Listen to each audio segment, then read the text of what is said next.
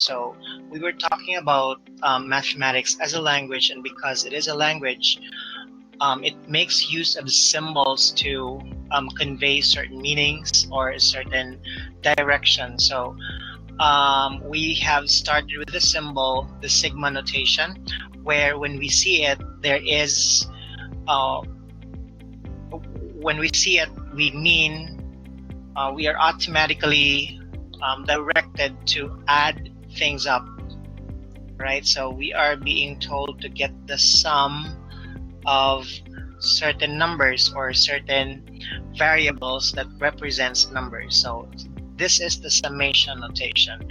So we have also mentioned the greater than or equal to symbol, which signifies inequality and equality at the same time.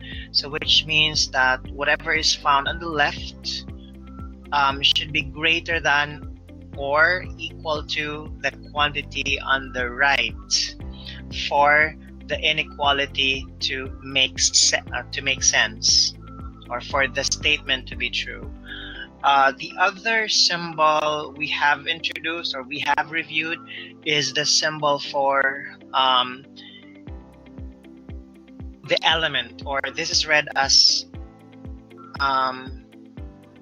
an element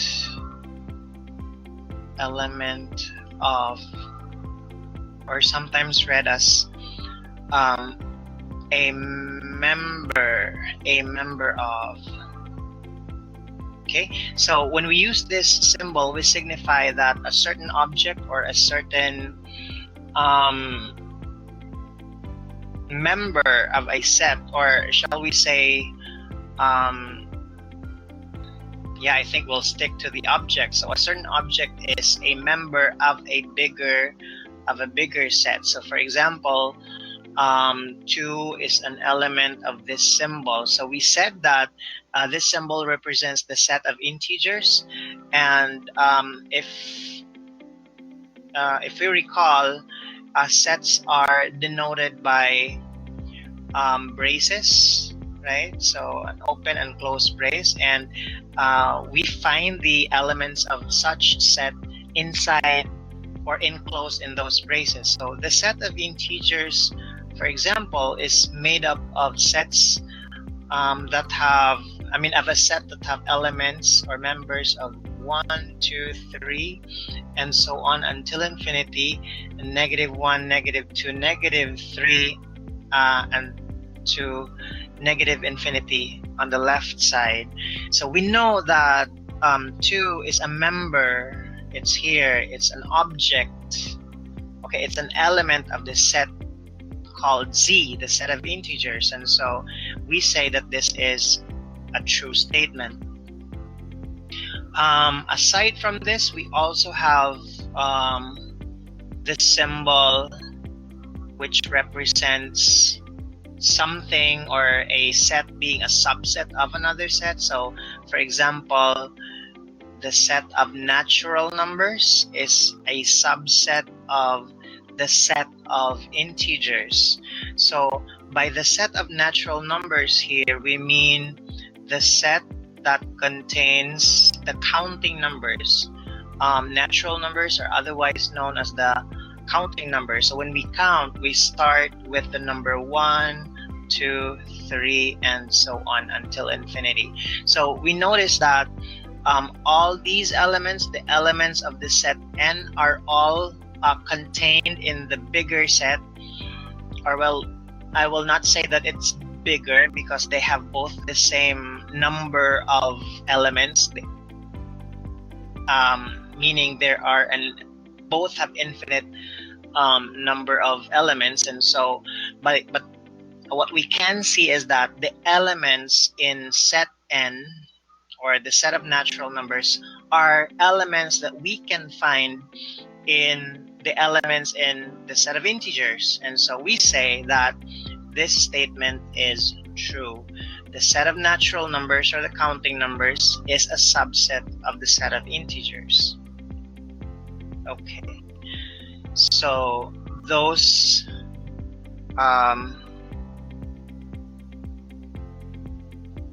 symbols so far. Now, let's introduce some of the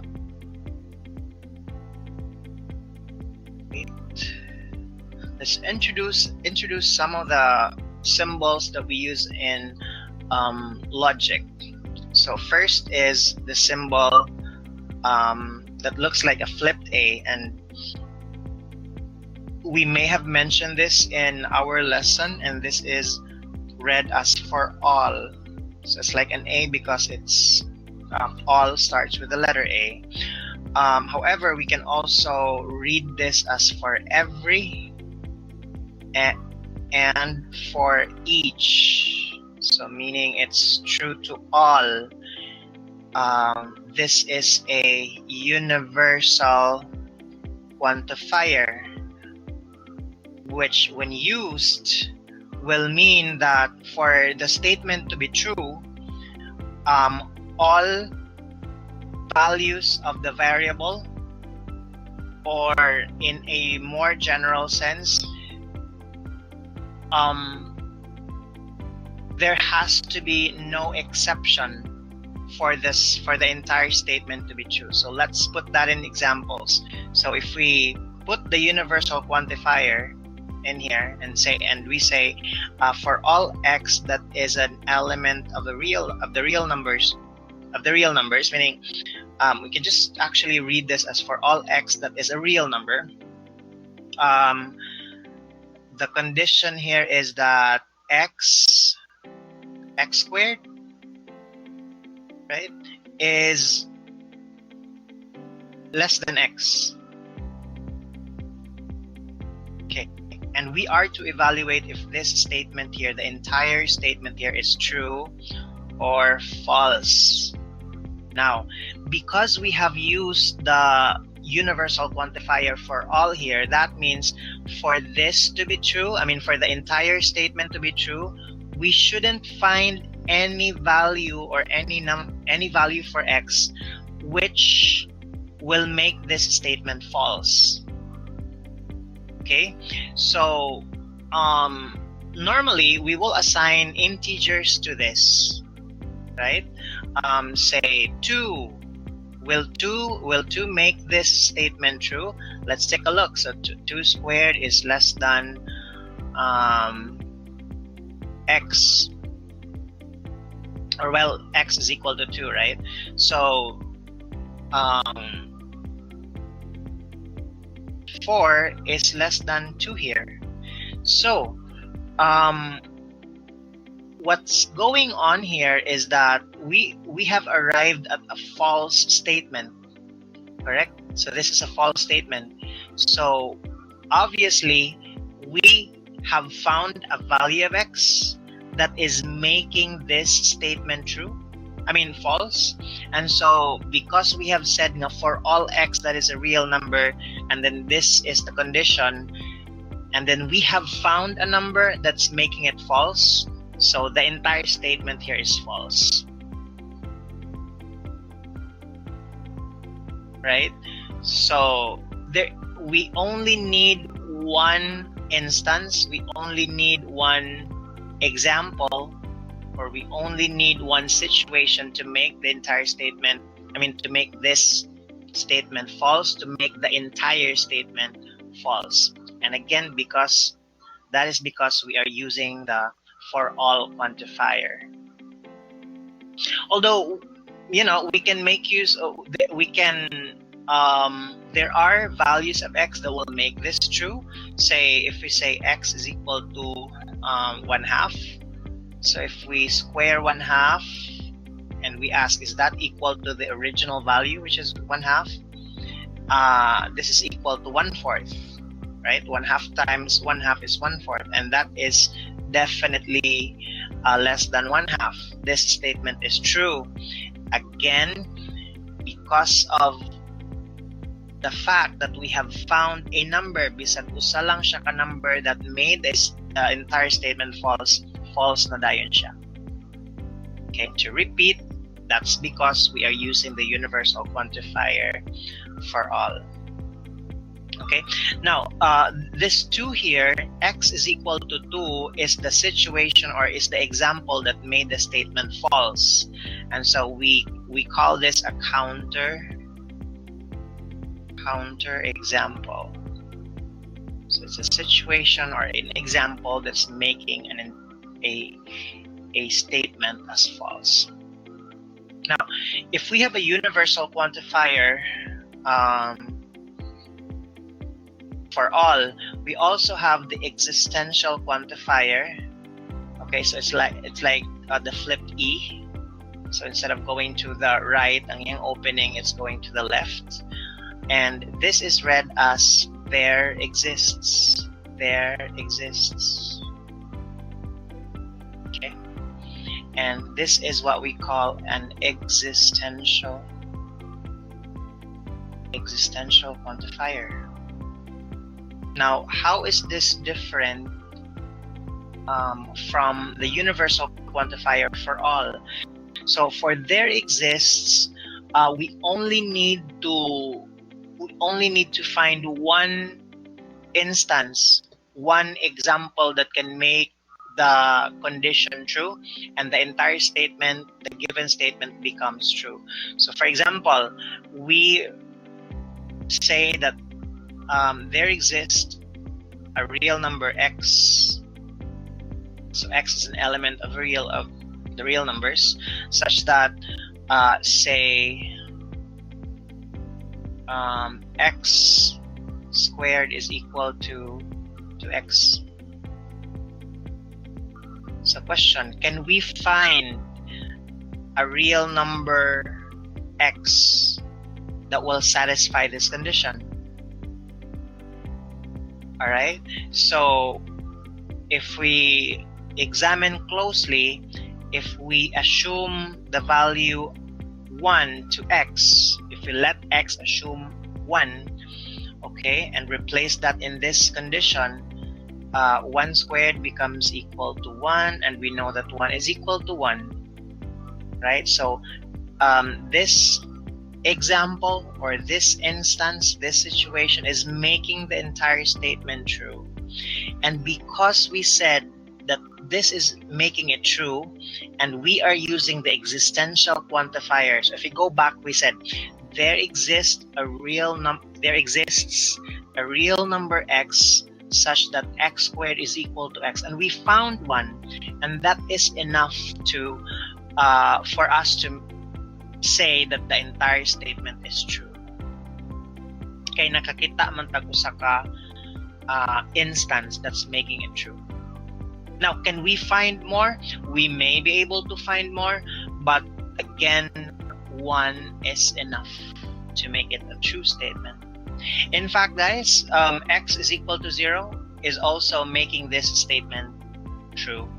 We know that 0 squared is equal to 0, or 0 is equal to 0. Another true statement. All right. So again, to summarize the difference between the two, so if we're using the universal quantifier, it has to be true to all. There shouldn't be any exception for the statement to be true. Okay. One example that can make it false, meaning if we find a counter example, the entire statement becomes false, just like this example. Now, as opposed to an existential quantifier where only one instance, one example is needed to make an entire statement true. All right. The other symbol I wanted to introduce in this recording is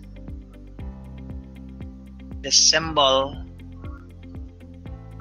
One moment. So the symbol for this symbol, the exclamation point. I know that in your previous lessons on probability, or in specifically in counting techniques, this may be understood as factorial. So if we say 5 exclamation point, we mean 5 factorial, which means 5 times 4 times 3 times 2 times 1, which is equal to 120. But in the context of logic or mathematics as a language, this exclamation point can take on a different meaning and therefore a different interpretation if used in a different context. So for example, we are saying that we are given this statement here, right? Obviously, the exclamation point here will not be understood as factorial, okay, because there's no number before it. So in this case, the factorial takes on a whole new meaning, and that is uniqueness. So when we say unique, in this sense, we mean one and only. Nag-inusara, wa nag-ilain. So therefore, we read this statement as there exists a unique x that is a real number such that x squared is equal to x. Meaning, usara gyud value, usara gyud real number that can make this statement true. Now, is this true or false? Now, earlier we have used this statement in the previous example, right? And we have found that there are actually two. So we have x is equal to 1 is making this statement true. And so does x is equal to 0. Therefore, we are seeing that x here is not unique. This x that is a real number is not unique. Okay, naa may 1 and 0. Na ay another real number that's making this true, right? So therefore, this statement is false because, again, x is not unique. In another example, we say there exists a real number x such that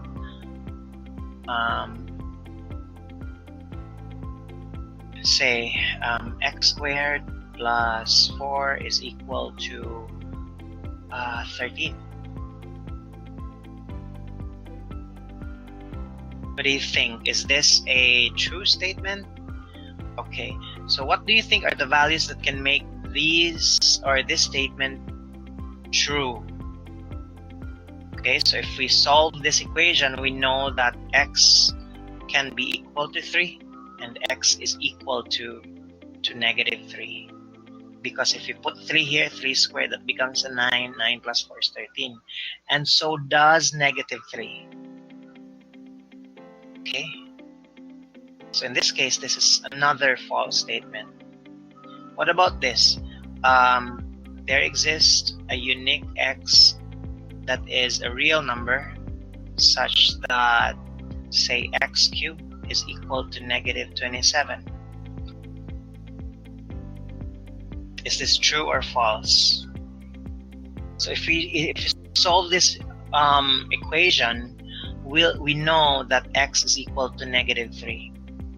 If we replace -3 in x here, so we say -3 cubed, that is equal to -27.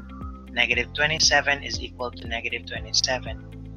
Right? Are there any other values for x that can make this true? Let's try 3.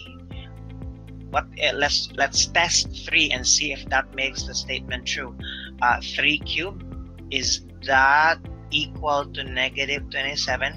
We know that 3 cubed is +27, and it's definitely not equal to -27.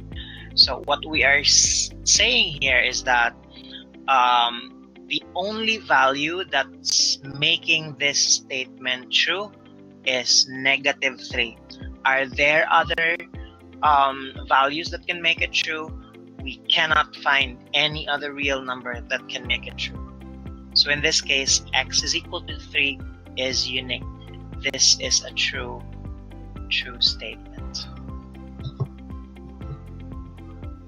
Okay, and the last thing I wanted to emphasize in this discussion is the symbols that we use for number sets. So notice this. Notice our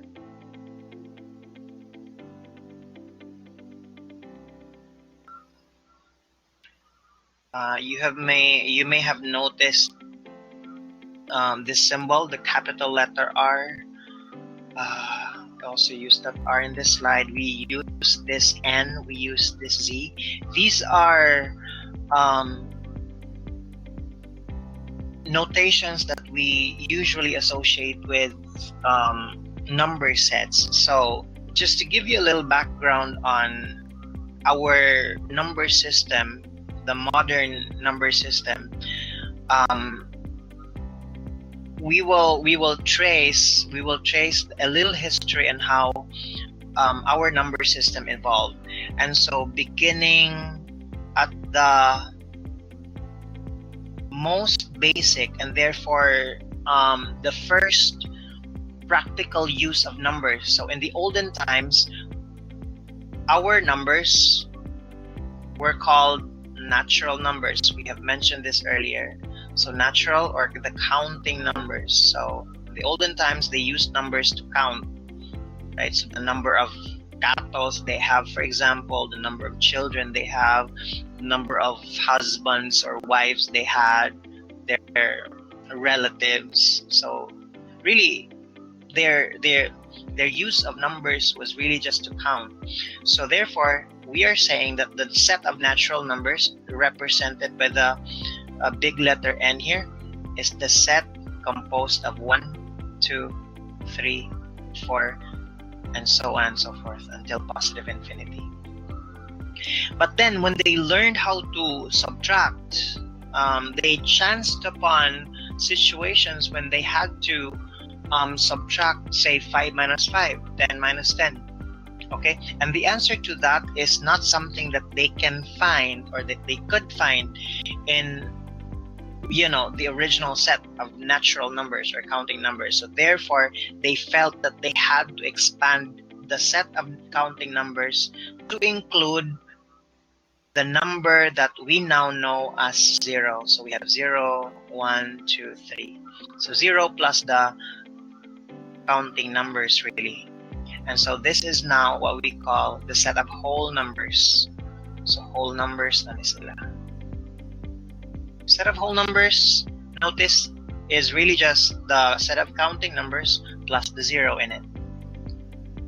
Okay, but then when they started subtracting further, they ran into situations where they had to subtract, say, 9 minus 10, 10 minus 20, 27 minus 54. And at present, we now know them as negative numbers, but that's not something that's included in the new set that they created. And so they felt that they had to expand this some more into a set that now contains the negative counterparts of the counting numbers. So beginning with 0, going to the right are the positive numbers. So that's going to infinity on the right side, and the same is true to the numbers to the left. And this newer set is now what we call the set of integers, okay, represented by the letter Z. Okay, and then, however, so they were now happy. They can answer questions like 27 minus 54, 9 minus 10, 10 minus 20, because they have expanded the number system to include the negative numbers. And then man began to learn how to divide. So 10 divided by 5, they're happy because that's 2 and it's here, right? Negative 9 divided by 3 is negative 3, so that's still included in the set of integers. But then someone asked, what's 1 divided by 2? So 1 when divided by 2 is a decimal we now know as 1/2, right? So what we are saying here is that they have found numbers in between integers. In fact, there is an infinite number of numbers in between any two integers. So between 0 and 1, there is an infinite number of numbers in there. So meaning we are saying here that the set of integers is not enough. It had to be expanded some more to include, or for the number system to be more inclusive, right? And they have found two sets of numbers as a result of that, okay?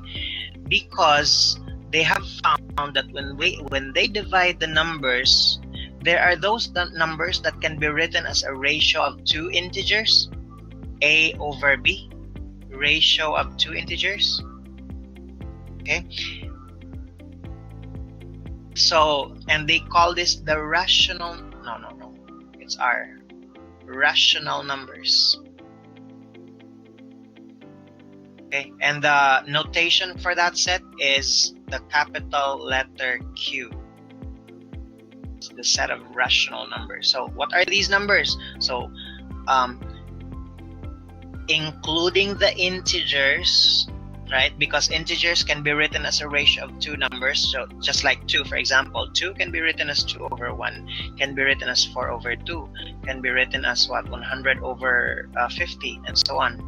So ratio of two integers here. So that's why all integers can be rewritten in this manner. And so all of these integers are subsumed or contained in the set of rational numbers, plus those decimals or fractions in between. Okay, so 0, now you can probably say 0.1, and then 1, and then 1.07, and so on and so forth. Then negative 2.1, negative 3.6. So this set. Okay.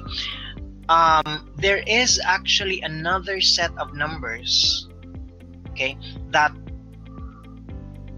can be found in between any two integers, but cannot be written as a ratio of two numbers or two integers. And by the way, before we move ahead, this Q represents quotient or a ratio. That's why we're using Q as a symbol for the set of rational numbers. So going back, they found that there are numbers that cannot be written as a ratio of two integers. A classic example is your pi. It's 3.14 and so on, right? So it's in between 3 and the integer 4. So pi is here, but this cannot be written as a ratio of two numbers. It goes on indefinitely. Another number is the number e, okay, the golden ratio, the phi, and you can also have the square root of 2. Actually, any number that is the square root of an imperfect square number is an irrational number. And so let's write it here, the set of irrational numbers. Okay, now irrational numbers are numbers. These are numbers that are non-terminating, meaning dili siya mahuman, it doesn't end, and non-repeating. So these two characteristics have to be present in order for a number to be irrational. So I have a question, is 1.333 and so on. So the ellipsis here means that this goes on indefinitely. Okay, so meaning the 3 here is continued without end. Right, so is this rational or irrational? So the answer to that is that this is rational, because although this is non-terminating, it doesn't end, we notice that 3 is repeating. In fact, we can write this as 1 1/3, right, which can be rewritten further into 4 over 3, a ratio of two integers. So 1.333 is irrational. Again, non-terminating, but it is repeating. For it to be irrational, these two has to be present. So there, these two sets of numbers, the irrational numbers plus the rational numbers, are what are the numbers or the set of numbers that form the set of real numbers. Okay, and we use the symbol R for the real numbers. Okay, now, why were they called real? Are there numbers that are not real? Okay, so they had to extend the number system some more because of the existence of negative, square root of negative numbers. So just like square root of -4.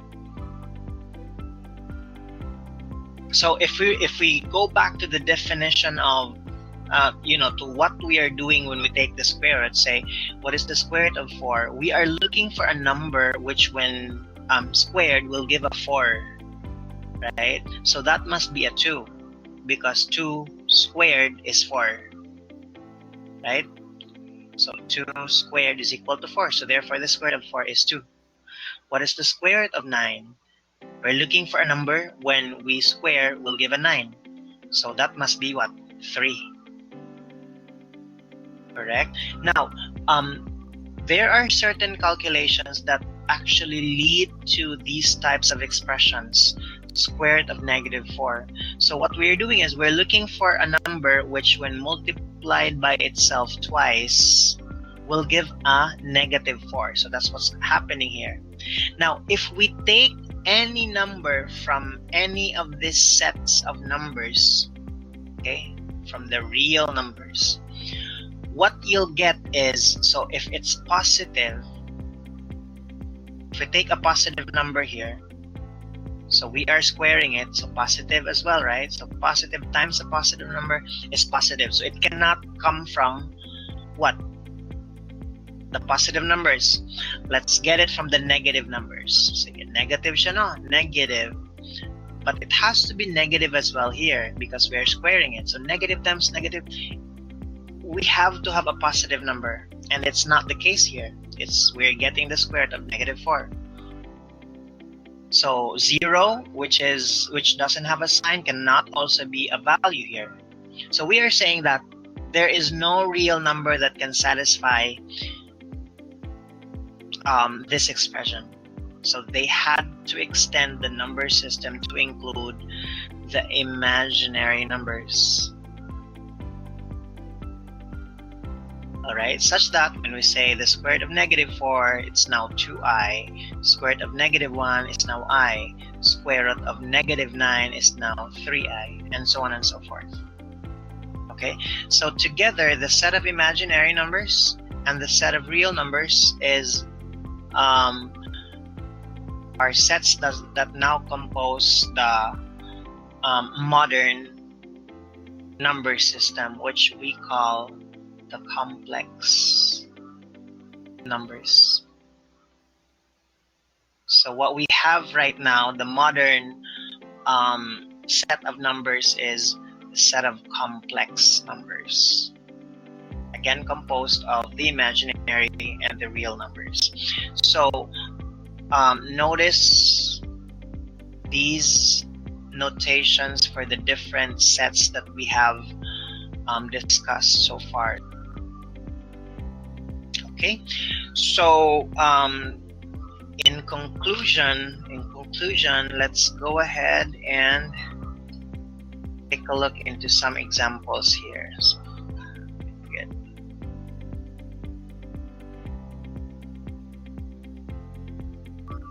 All right. So, for example, we have the symbols here: natural number, say complex number, say real number,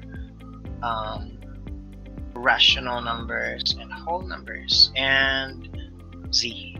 Say the number -4 Is this a natural number? No, it's not. Is it a complex number? Yes, it is. Is it rational? I mean, real?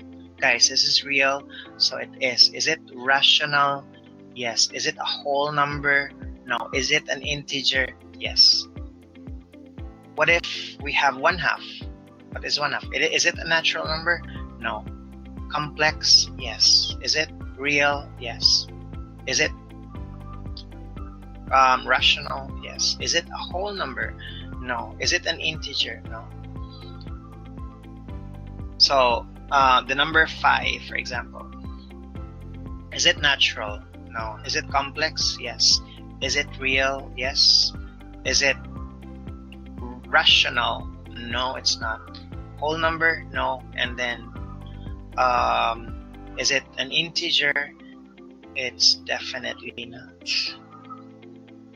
Okay, so I hope you would be able to classify numbers depending on what number sets they belong to. Thank you for taking time to watch this video. Please subscribe and get notified for the next videos. I'll see you in the next one.